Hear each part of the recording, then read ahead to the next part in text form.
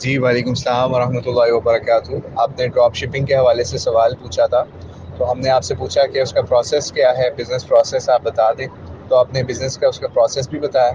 کہ آپ اپنے ایک اسٹور کے اوپر کسی دوسرے اسٹور کی تصویریں لگا کے، یعنی آن لائن سارا کام ہے، اس کی تصویریں لگاتے ہیں، ٹھیک ہے. اور جب کوئی بائر آتا ہے وہ آپ کو آرڈر پلیس کرتا ہے، اور وہ آپ اس آرڈر کو پیچھے جو بیک پہ سیکنڈ اسٹور ہوتا ہے اس کے ذریعے سے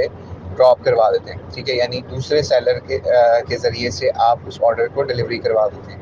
تو اس میں سے جو مارجن ہوتا ہے وہ دوسرا اسٹور آپ کو بھی دیتا ہے. اس طریقے سے، مطلب ہم نے اس طریقے سے اس مسئلے کو سمجھا کہ ڈراپ شپنگ آپ اس طرح سے کرواتے ہیں نارملی، ٹھیک ہے. تو اب اس کے اوپر دراصل ہمارے آج کل کے جب ہم علماء کو دیکھتے ہیں اور مفتیان کو دیکھتے ہیں تو ان میں سے اکثر ایسے ہمیں ملتے ہیں جنہوں نے اس کو غلط قرار دیا ہوا ہے، جس کے اندر مثال کے طور پہ مفتی طارق مسعود صاحب بھی ہیں اور کچھ اور بھی ہیں ایسے. اور وہ اس کے اوپر جو دلیل دیتے ہیں نا، دیکھیں یہ اس وقت کے جدید مسائل میں سے لوگ سمجھتے ہیں اس کو، اور اس کے اوپر پرانے نبی الاسلام کے دور سے کچھ روایات بھی اس کے اوپر پیش کر دیتے ہیں. لیکن ہمیں یہ دیکھنا پڑے گا کہ ہم ان روایات کے اوپر جب قیاس کر کے اس مسئلے کے اوپر اجتہاد کر رہے ہیں تو ہمیں اس وقت کے معاملے کو یا اس وقت کی بے کو دیکھنا پڑے گا، تجارت کو دیکھنا پڑے گا، اور اس وقت کی تجارت کو دیکھنا پڑے گا. اس وقت جو تجارت تھی وہ اس طریقے سے بالکل نہیں ہو رہی تھی کہ اس طریقے سے آپ تصویر پہ اس طریقے سے کام کر رہے ہو جس طرح سے آج کے دور میں ہو رہا ہے. یعنی آپ کے پاس سٹاک ہو یا نہ ہو، آپ نے اس کی تصویر لگائی ہوئی ہے، اور آپ نے جیسے ہی آپ کو آرڈر ملتا ہے تو آپ نے آگے سے وہ چیز خریدنی ہوتی ہے. اور اس کے اوپر جو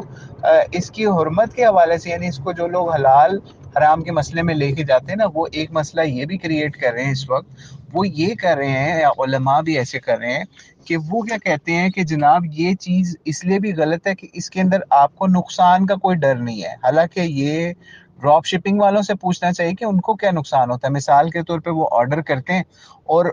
پیچھے سے مال شارٹ ہو جاتا ہے، ختم ہو جاتا ہے، یا اس کی پرائس بڑھ جاتی ہے، ٹھیک ہے. تو وہ آپ کی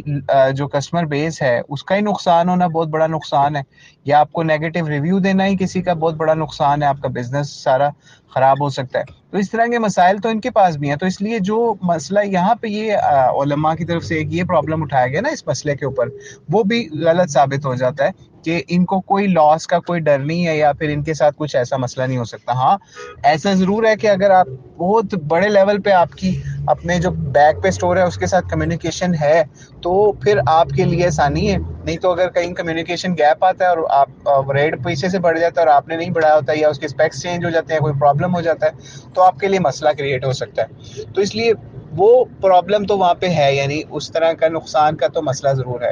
اور ایک اور مسئلہ جس کی وجہ سے اس مسئلے کو اکثر علماء نے غلط سمجھا ہے وہ یہ ہے کہ جناب وہ کہتے ہیں کہ ایک چیز آپ کے قبضے میں نہیں ہے، آپ کی انوینٹری میں نہیں ہے، تو آپ اس کو بیچ نہیں سکتے، ٹھیک ہے. تو اس کے اوپر وہ یہ آرگومنٹ پیش کرتے ہیں کہ آپ ایجنٹ کے طور پہ اپنے آپ کو رجسٹر کرائیں. تو بھائی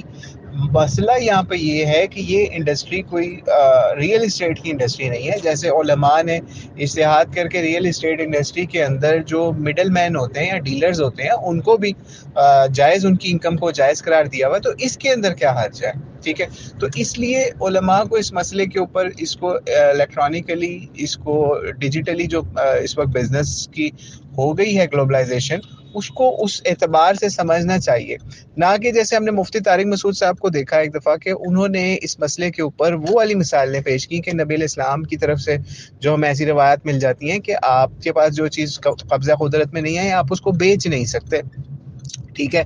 قال علیہ الصلوۃ والسلام، یعنی ایسی آپ کو بے ایسی تجارت سے منع کیا گیا ہے جو چیز آپ کے قبضہ قدرت میں نہ آئی ہو. تو جب ہم نے دیکھا کہ دیکھیں تو صحیح بھائی یہ ان کی بیگ کے اوپر چیزیں کیا ہیں، وہ تو پتہ یہ چلے گا کہ غلہ یا اناج یا کھجوریں یا انگور ایسی چیزیں جب نبی علیہ السلام کے دور میں ٹریڈ ہوتی تھی تو اس کے اوپر کیا ہوتا تھا کہ فیوچر کی بائنگ ہوتی تھی، فیوچر کے سودے ہوتے تھے،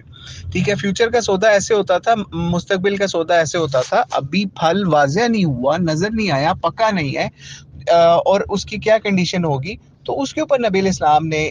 کیونکہ لوگوں کی شکایتیں ایسی آئیں مثال ہے کہیں پہ کوئی وہ آ گیا، قحط کا مسئلہ آ گیا، بارش نہیں ہوئی یا اور نقصان فصل کا ہو گیا، تو جس نے پہلے سودا کیا وہ تو مال لینے آئے گا، اس کو مال نہیں ملے گا تو وہ پھر دوسرا بندہ کہاں سے پورا کرے گا؟ ان کی ڈیل ہوئی بھی تھی۔ تو پھر اس طرح کے مسئلوں کے اوپر نبی علیہ السلام نے پھر اس طرح کے ارشادات ہمیں اکثر مل جاتے ہیں کہ جب تک پھلوں کی سرخی نہ ظاہر ہو جائے، انگور کا کلر یا وہ چیزیں، یا پھر کھجور کی سرخی یا کھجور کی حیت یا پھل کی حیت، یہ چیزیں ظاہر نہ ہو جائیں، اس وقت تک آپ اس کو بیچ نہیں سکتے، ٹھیک ہے؟ تو وہ چیزیں ان کا کانٹیکسٹ دیکھنا پڑے گا کہ ان کا کانٹیکسٹ کیا تھا۔ تو ان کا کانٹیکسٹ ہمیں پتہ چل گیا کہ وہ پھل تھے یا وہ ایسی اناج والی چیزیں تھیں، کوئی لگژری آئٹمز اس طریقے سے نہیں تھی، یا پھر جو اسیسریز ہیں اس وقت جو ہماری لائف کے اندر چل رہی ہیں وہ اس طرح کی چیزیں نہیں تھیں۔ تو اس لیے ان کے احکامات کا، ان پھلوں کا، ان فصلوں کا یا اناج کا یا پھر بیسک نیسیسٹیز کا، بیسک جو بھی آپ کی نیڈز ہوتی ہیں اس کو پورا کرنے والی ان کے زمانے میں چیزیں یہی تھیں، کھجور ہوگی، انگور ہو گیا یا غلہ ہو گیا یا فصل ہوگی کوئی، اس کا ہم انطباق جو ہے یا اس کو ہم اس چیز کے اوپر لاگو نہیں کریں گے۔ یعنی مثال ہے کوئی بندہ آن لائن کی اگر ایک کسی جگہ سے موبائل سیل کر رہا ہے، یعنی ڈراپ شپنگ کے تھرو، یا پھر کوئی ایسی حلال آئٹم سیل کر رہا ہے، اب یہ چیز جو ایک طے ہے، اب یہ نہ کوئی سوال پوچھے کہ جناب شراب کی ڈراپ شپنگ حلال ہے یا حرام ہے، یا پھر سودی لین دین کاروبار، وہ ساری چیزیں اپنی جگہ قائم رہیں گی۔ اس سے یہ نہیں ہوگا کہ آپ کہیں کہ ہم ڈراپ شپنگ کے اندر ہم کافروں کو حلال بھی سیل کرنا، شراب جو ہے وہ بھی سیل کرنا حلال ہو جائے گا، نہیں، ایسا نہیں ہوگا، یا پورک کی ٹریڈ حلال ہو جائے گی، یا اور حرام چیزوں کی جو ٹریڈ ہے وہ حلال ہو جائے گی، نہیں، وہ اپنی جگہ رہے گی۔ تو ہم مسئلہ یہاں پہ ڈراپ شپنگ کا ہی سمجھ رہے ہیں یا سمجھانے کی کوشش کر رہے ہیں کہ اب ہم یہ دیکھیں گے کہ ڈراپ شپنگ کے اندر جب ہماری نیت یہی ہے کہ جو چیز ہم نے کسٹمر کو کمٹ کریں ایک تصویر کے ذریعے سے، اس میں دھوکہ نہیں کرے، ٹھیک ہے، اور ہمارا انوینٹری سٹور وہی ہے جو بیک کے اوپر دوسرا سٹور ہے، ٹھیک ہے، تو وہ اس میں پھر کوئی مسئلہ نہیں رہتا۔ یعنی آپ یہ کام بالکل کر سکتے ہیں۔ آج کے اگر اعتبار سے دیکھا جائے تو آپ کو خود اس کے اوپر سمجھنے کی ضرورت ہے کہ اگر آپ کو خود آپ کا نفس اس کے اوپر ملامت نہیں کر رہا کہ یار میں اس تصویر کے ذریعے سے کسٹمر کو دھوکہ نہیں دے رہا، یا پھر میں اس کے اندر کوئی جھوٹ نہیں بول رہا،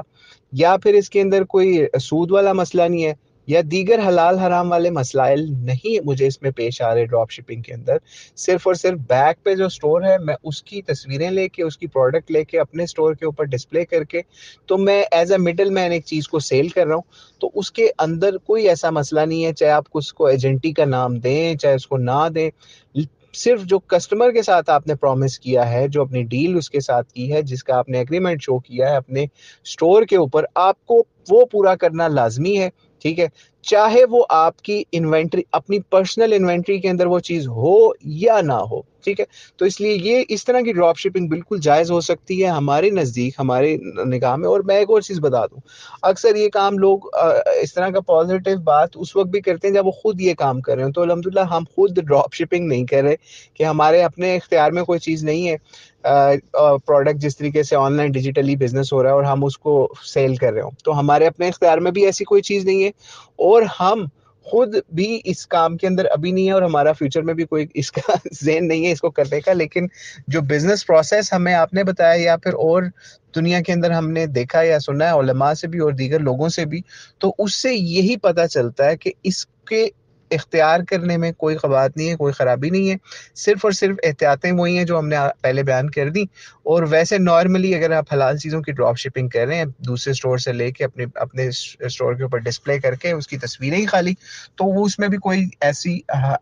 حرام والا پہلو نہیں آتا جس کے اوپر کئی علماء نے جو ہے وہ اس کے اوپر حرام کا لیبل بھی چسپاں کیا اور اس کو کہا کہ اس میں یہ چیزیں کر لیں تو پھر یہ حلال ہو جائے گی۔ نہیں، ایسی بات نہیں ہے۔ آپ نے جس طریقے سے اگر حلال پروڈکٹس کی ڈراپ شپنگ کریں تو بالکل جائز ہے۔ اللہ کریم سے دعا ہے اگر اس میں کوئی غلطی ہم سے ہو تو اللہ کریم ہمیں معاف فرمائے، باقی آپ اپنا کام جو ہے وہ جاری رکھیں۔ واللہ اعلم بالصواب۔ السلام علیکم ورحمۃ اللہ وبرکاتہ۔